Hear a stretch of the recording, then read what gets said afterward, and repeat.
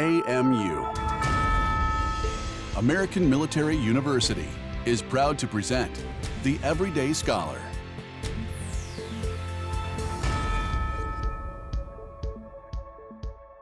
Hello, my name is Dr. Bjorn Mercer, and welcome to The Everyday Scholar. Today we are talking to Nuno Fernandes, President of American Public University System, and Lori Glover, Managing Director, MIT CSAIL Alliances. And today we're talking about the promise of AI in education and beyond. Welcome, Nuno, and welcome, Lori. Thank you. Happy to be here. Thank you very much. Excellent. And so we're excited to have you. So, Lori, do you mind telling us a little bit about yourself? Of course. Thank you. So I am the Managing Director of Strategic Alliances at MIT CSAIL. CSAIL is the Computer Science and Artificial Intelligence Lab at MIT. We are the largest lab and obviously specializing in everything computer science and artificial intelligence.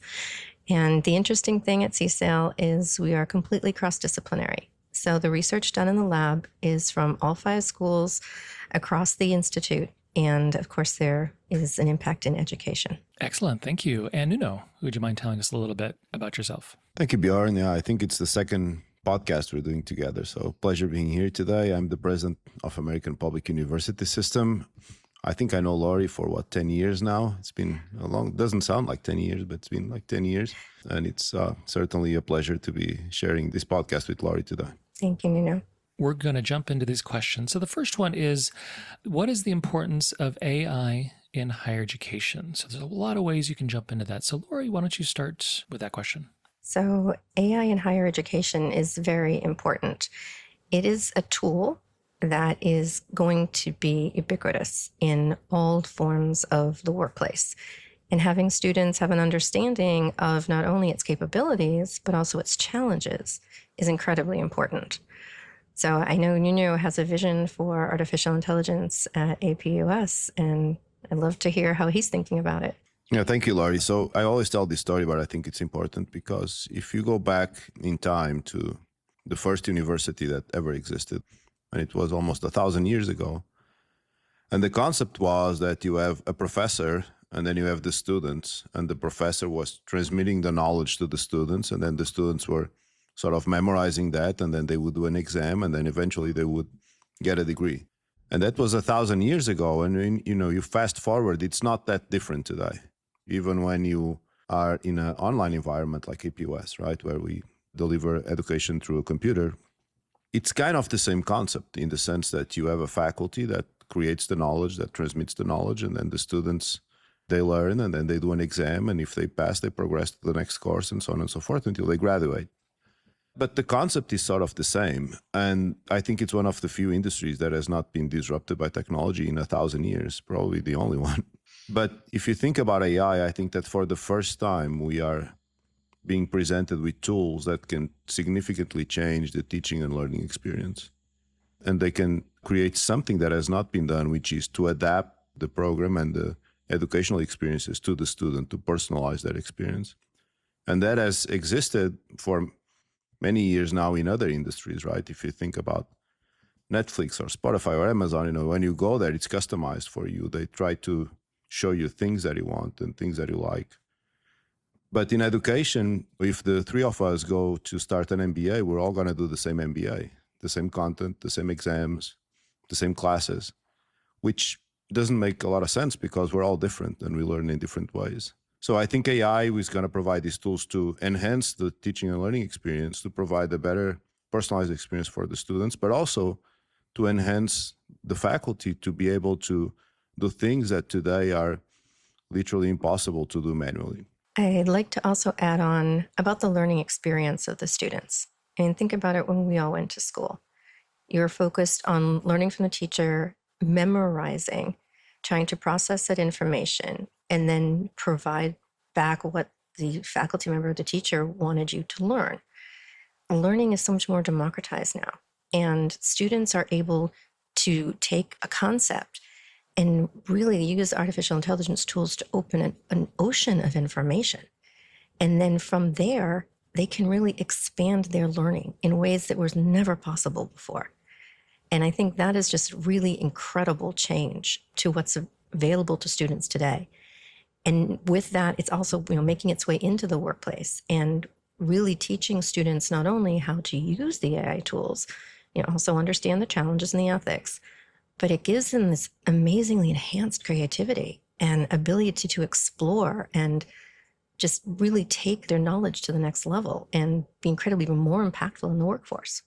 I think for everyone, but for schools like APUS that are very much focused on expanding access to quality higher education at affordable prices, what AI will allow to do is offer experiences that before were just not possible from a financial perspective to afford. Things as simple as, for example, video production in a course. Right? If you wanted to do high quality video production until very recently, and maybe even today, if you hire someone to do that, if you go to a studio and you do the whole experience as it has been done over the last decades, it's going to be hundreds of thousands of dollars to do that. But today you can create high quality videos for cents, and that will only accelerate. So I think, to Laurie's point, it will help democratize access to high quality content. It will help democratize access to information and tools that simply were not available for students before. And I really love those examples because not only are they important for the future of learning, but they're practical. And they're what students can experience today. And just like you said, Nuno, people today, we're so used to media, our cell phones and everything. We live in a media-rich, saturated society. And so by presenting them learning opportunities that they're used to, will help them learn down the road rather than just the sage on the stage. It's been around for 1,000 years. Totally fine. Actually, it's been around as long as humans have been around. So the next concept we're looking at really is, what does the future look like for AI in education? And I really liked what you talked about was individualization and personalized learning. How do you see AI delving a little more into that to truly help students? Utilizing AI to really help students. In the past, if you needed to have technical skills to code, or be an artist to create an image, or be a writer to write something, everyone learns differently. Everyone has different skills, but AI enhances our ability to do those things. Where you think of like writer's block, or someone not sure how to start an essay, you can use ChatGPT or many of the other AI tools to be able to get yourself started, and you can modify it and correct it and really make it your own. But there are all these tools now that can help everyone do a whole bunch of things that they might not have thought they could do before. I mean, think of coding. It was always, if you knew how to code, that was like the biggest challenging thing, like learning to code. Well, now artificial intelligence can write code for you, and you don't need to learn it. It's just a really amazing tool that just brings all kinds of resources to the students now. To complement what Laurie said, I look at education as sort of a passage that you need to do to get a job or to get a better job. At MIT, you have a lot of professional researchers, people that dedicate their life to academic research, and that's fantastic. But most people don't go to higher education to do that, right? Most people go to higher education to get a degree and then get a job or get a better job. And what I believe will happen is that AI is going to transform a lot of jobs, and consequently, the learning experience will also have to adapt itself. So to take on what Laurie was saying, think about computer science. Just until recently, if you had a master's in computer science, you'd probably learn about coding and languages and things like that. But now you're still going to learn about that, but in a very different way, right? You're probably going to learn about how to interpret the code that was created by ChatGPT or by whatever other tool. I always say, I think a lot of jobs will become like airplane pilots. And what I mean by this is that you're going to be looking at all these things, right? And all these numbers and all this code, or even and you're going to be able to spot if there's any inconsistency, if there's any problem. You're going to be able to correct what is needed to correct. Just like an airplane pilot, the plane is pretty much flying itself, but the pilot is there to see if there's anything wrong. And I think that will end up happening in the medical field. That will end up happening with lawyers. That will end up happening with programmers. And many other initiatives, creative people in marketing, in advertising agencies and things like that. The job is still the same, but the way to execute is completely different. And I think that's going to be the biggest change. Is universities traditionally they don't react very well to change and to innovation. They take a lot of time to adapt. I mean, MIT is certainly an exception. And now, if you are studying computer science, to use that same example, and you don't adapt your content, you're basically teaching a person things that are completely irrelevant when that person graduates. So that's going to put a lot of pressure on the university side. And I think it's good pressure because it's going to be forcing us to adapt to the real needs of the job market, which is eventually why the students are here. And in the jobs, we really look at it as task, not entire jobs. So the more routine, the more predictable things definitely can be automated or addressed by AI. I like to say right now we're experiencing probably the worst AI we'll see. It's only going to get better from here. And that means the hallucinations, the misinformation, that will get perfected and we won't be experiencing that. I joke about, I recently wrote a book, and when I had taken down notes on a particular quote, and I had just written Science Board 2012, and I couldn't remember like what science board, what was it? But the quote was there. So I said, okay, I'll put the quote in ChatGPT and say, where did I get this from? What science board said it? It didn't say the science board said it. It said I said it, and I didn't say it. So it definitely hallucinates. It makes mistakes. But its impact will be felt in all kinds of jobs. Definitely medical field is seeing a lot of it. Lawyers are seeing a lot of it. There's still that critical thinking, that reasoning, that distilling of the information for action. That's what humans need to do. And that is what something that AI can never, you can't replace that. Yeah, just like the airplane pilot, right? You still want a human there and making sure that everything is working fine. But it is true. I just read this week that, I think it was ChatGPT, one of those, that it is able to detect cancer with 99% of the times and more efficient than any human. So what this means is that the doctors will have to adapt, right? And the doctors will have to start learning about these tools, and they will have to, how can I use this to the benefit of the patient? I think we are in this sort of strange moment in time where AI is this big deal because it's new, and we, like us, we're here talking about AI, doing a podcast about it. But eventually it will just become part of our lives in ways like the internet became part of our lives, right? And we don't talk about that anymore. Like, we don't say we're doing this podcast on the internet, or nobody says, I'm going to go shopping on the internet, or I'm going to have a meeting on the internet. It just becomes part of your life, of everything that you do. And I think with AI, we're going to see a lot of that it's just going to slowly be part of augmenting the capacities and the strengths and the efficiencies of humans in general. Yeah, absolutely. And I just want to kind of comment one thing that Nuno said about how slow universities are to change. And that is absolutely true. As, even to try and create a new course or something, it takes a long time. But what most universities are able to do is to help their faculty use these tools in their individual classes. We have a guide on the different tools and suggestions for helping faculty to integrate AI tools into their class, helping their students learn to use these tools, and therefore helping them better prepare them for the workforce. I think it was 2023 that we did our AI policy, and we are also motivating faculty and students to actually use AI in the classroom, because when they graduate, they will have to use it, right, in the job place when they get a job. So it's always this example that I probably told this to you before, but it's like the calculator example, right? That in the 80s, you had all these protests and people saying you can't use calculator inside the classroom. But that was silly, because once you graduate, you can use the calculator. So why wouldn't you use the calculator? It was not like, okay, I'm an accountant, let me not use a calculator to run the taxes for this person. Of course, you're going to use a calculator. So the same with AI. And I think the more we help the students and the faculty to use it, of course, in ethical ways and in ways that are properly described in academic policy, we're doing them a service. We're helping them being more successful. And I love these examples because, number one, they're practical and they're forward-looking.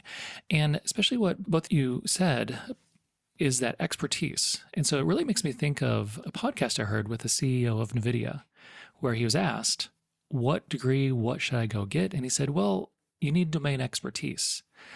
And with that domain expertise, whatever your field is, you will then be able to interact effectively and efficiently with an AI tool. Versus a student today, they might have domain expertise in something, but say not in what they're studying. And so they have to skill up. And so experts, lawyers, the airplane pilot has domain expertise. They know how to do it. And they're constantly interacting with their Gen AI tool. Versus students might interact and be like, well, it looks good, but they need to edit it. They need to have that iterative process, especially for students and helping faculty at this early stage of adaptation to become comfortable and then use their domain expertise to help teach students. Now, the next thing is some real world examples. Now, Laura, you have an example of Air Force test pilot training, don't you? With the Air Force Accelerator, the Air Force AI Accelerator that we have at MIT, we have a program that is called Guardian Autonomy for Safe Decision Making. And it is Air Guardian, and it aims to advance AI and autonomy by developing algorithms and tools for augmenting and amplifying the human decision-making process. It is a support system that is useful in the presence of surprises and complex situations. And it's an end-to-end machine learning algorithms that learn how experts respond and help people in their response situations.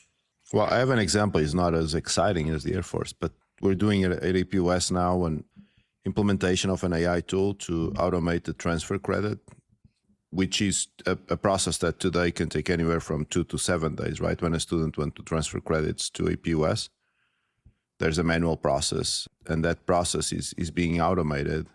And hopefully, from days, we're going to go to minutes or maybe even to seconds, right? To be able to offer a better experience to the student or the prospect student that is interested in applying and studying at AP West. So that's one real example of how you offer a better experience by adapting technology. I think we're literally going to go from days to at least 2 minutes, but maybe seconds. Excellent. Thank you for those wonderful examples. I think one of the things that people want to hear is people watch a lot of videos, a lot of podcasts, the future of AI, in which people talk about the future that's not here yet. And so it's really great to hear and to understand that there are many, many ways in which AI is impacting us today and will help with efficiencies and also do things that for humans, we're like, oh, I got to spend 30 minutes on this. But then the AI will take minutes, which ideally will free up us to do other things, more important things, things that require critical thinking. And so today we're talking to Nuno Fernandes and Lori Glover about the promise of AI in education and beyond. We'll be right back after this short break. In the military, I was part of a unit that had my 6. When someone has your back, you feel confident and prepared. As students of American Military University, over 60,000 veterans and active military know how important that is. With a dedicated veteran enrollment team to help me move forward with purpose, providing the right structure to ensure I gain career-relevant industry skills so I can focus on what's ahead. Now, I'm moving with authority in this next mission without looking back because American Military University has got my 6. Get started today. Go to amuonline.com/veterans. And we are back with Nuno Fernandes and Lori Glover with the promise of AI in education and beyond. And so the next topic we're talking about is empowering learners. Nuno, I know you've got some great ideas for that. It's one of the changes I believe will happen in higher education. A lot of the power is going to be transferred to the student, but in a monitored, controlled manner. So to use the example I mentioned previously, right? Today, if you enroll in a program, in a course, you're going to follow the same path that everyone else is following by doing that course. But that should not be the case because every person has different experiences, has different ways of learning, has different tastes, right? Some people like to watch videos, some people like to listen to podcasts, some people like to read, some people like to write, and that's how, each person learns in different ways. So with these new tools that are being provided, what I think will happen is that the student will have the capacity to sort of decide what's the best route for him or for her within the academic standards that are, of course, established for that particular course or program. But the experience will be a lot richer than what it is today and a lot more flexible. So a lot of the power will be transferred to the students. I saw a tool last week, just as an example, where you can have a PDF, let's say you're reading a PDF or you're reading a book, and then the tool allows you to convert that PDF or that book into a podcast. So let's say you really like podcasts, and that's how you memorize things. And that's, you're working out, you're listening to a podcast. So you can just ask the tool to convert that PDF into a podcast, and then you have what sounds like two perfectly normal humans talking about the content of that PDF. And I thought that was brilliant because a lot of people do like to listen and might relate to that tool. And it's just a very small example of how the tool, the content is going to be adapted to the needs and the desires of each student. I think that's a really important point because people learn in different ways. And that is one thing that AI can certainly do, is really take the content and help the student learn in a way that's best for them. And I know most people do watch videos. I'm not really a video person. I prefer to read. So, that's how I learn and retain best. Other people, it is videos. There's so many different learning trajectories that people, how they process information. And AI makes a lot of it available in a way that's best for the student. And I love those examples because it makes me think of, I created a video for students on how to use AI to augment their learning. And so I use the example, I like to learn about witches in the 16th and 17th century southern Germany during the horrible witch trials that happened during that time. And so I had the book I was reading and I had ChatGPT open. And so as I was reading it, I was like, okay, wait, what was the Holy Roman Empire? So I put it in there. It gave me an explanation. It's like, wait, who was ruling at that time? It gave me an explanation. And so it gave me great context, readily acceptable historical context, I should say. But it does a really good job of augmenting that learning, especially in things like history or things that are readily acceptable. That sounds funny. You shouldn't ask it about like something today. It's going to be potentially all over the place or political. How about that? I think you really hit on something important. I mean, the way that these AI models are trained, they're trained on vast amounts of data, available data. So what they're doing is it's taking this information and giving it back to you based on the question that you asked. The thing that humans do is you can take that data and go, well, wait a second. Well, what about this? And you can kind of leverage the AI tool to give you more information than you could have pulled on your own to jump to an even more creative idea. And I think that's where the beauty in learning is. We're going to be able to leverage these tools to explore things that as an individual, we weren't able to pull all these sources together in one place. And now we can. And then we can look at what's possible. Let's say you are learning about some topic, let's say somewhere, but think about like 20 years ago or 30 years ago, and you were inside a library and you were reading a physical book, right? And then you say, oh, I don't really understand this. So what would you do? You would have to go and look for more books to try to figure out what you didn't understand. And then you would have to look for those books, and maybe you would ask the professor the next day, like, I didn't understand. And then the professor, maybe he or she had time to answer or not. But today, if you have a question or if you want to do a follow-up, you just ask and you immediately get the information. I mean, that is brilliant. And as a tool for learning, the potential is, I would say, almost unlimited, because there's nothing that you can't learn about. And it really depends on your curiosity, on your critical thinking, and on your aspirations. So before, what would take probably 2 or 3 days for you to get some sort of okay answer, today you can do it in seconds on your phone, and that's brilliant. We always have to think of domain expertise. I like using that term a lot because you have to have a certain amount of authority as you're interacting with information. And so as you're interacting, you're always double checking. You're double checking in your own lived experience and knowledge, but also constantly checking to make sure that you're going in the right direction. It's not only you're learning, but you're course correcting yourself. Students don't quite have that yet. And that is, of course, the skills that we're looking at. And so the last thing we're looking at is looking ahead. So the future uses. And of course, Lori, can you also talk about your book? I just had one comment on the domain expertise. I don't know if you've seen recently the claims that the ChatGPT could pass the bar in the 90th percentile. I don't know if you saw that one. Being a lawyer, I'm like, oh, geez, what does that mean? But MIT did a further study. And this is where I think it's also really important to look at when you take a tool like AI, what situation are you putting it in? Because the rate that it passed the bar in the 90th percentile, it was pitted against repeat test takers. So people who've already failed the bar once. So they were not the people who had studied and passed the bar. So it was already in a group of people who were struggling with the bar. So maybe against that, it did. But then when it took it against everybody, normally would take the bar, it was only in like the 48th percentile. There's an MIT study, and I don't remember the name of it, but it's also look how it's being compared. Even when you have domain expertise, like you've studied for that bar exam and you know it, it still has limitations, against human reasoning and what humans can do. But in terms of the future, I think there's incredible promise. And I do think that the tools that are coming out, particularly in things like drug discovery and cancer treatment, there's just so much possibility. And helping people with the tasks that they have every day, taking some of the repetitive tasks or ones that aren't very creative or exciting and automating them and freeing people up to do more creative things that are more rewarding for work. I think that promise is amazing. And yes, I do have a new book coming out, and it's called Innovation Alchemy, building strong industry partnerships for impact and economic growth. And it's just really important, I think, now with all this innovation that's happening, that we come together to really get the innovations out of the university labs and research centers into the public domain with commercial expertise and scaling it up so it really benefits people around the world and we can have economic benefit. Yeah, from my side, I agree entirely. I think in terms of healthcare and lifespan and longevity, AI will have impacts in ways that I don't think we can even imagine what those are.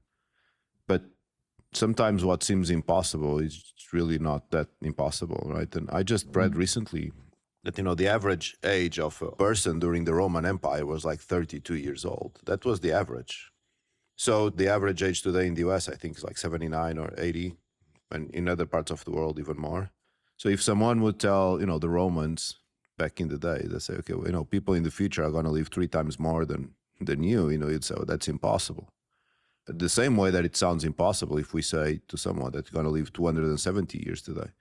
But certainly AI and these new developments will, I think, improve the lifespan of people, improve longevity and the quality of life. Now, bringing it back to more, let's say, educational related topics, I think that the main challenge that we have inside the universities is to be able to train and to work with the faculty for them to face this new reality, right? For them to be these new airplane pilots, for them to be able to work with the students, but in different ways than what they've been working until now, because the circumstances are different.